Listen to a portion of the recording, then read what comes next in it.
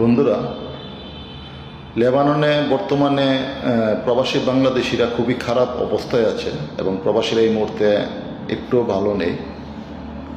বিশেষ করে দক্ষিণাঞ্চল বা দাহি থেকে যে সকল প্রবাসীরা বিভিন্ন আশ্রয় শিবিরে আশ্রয় নিয়েছে তারা কিন্তু খুব খারাপ অবস্থায় আছে।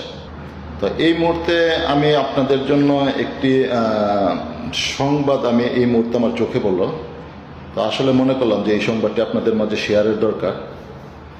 তো সেটি হলো যে লেবাননে ইদানিং এই পরিস্থিতিতে অনেক প্রবাসী বাংলাদেশি দেশে ফিরে যেতে চাইছে। তো এই বিষয়ে bdnews24.com একটি সংবাদ প্রকাশিত হয়েছে এবং সেখানে আমাদের বাংলাদেশ দূতাবাসের প্রথম সচিব মোহাম্মদ আনোয়ার হোসেন উনি এই bdnews24কে একটি সাক্ষাৎকার দিয়েছেন এবং এই নিউজে বলা হয়েছে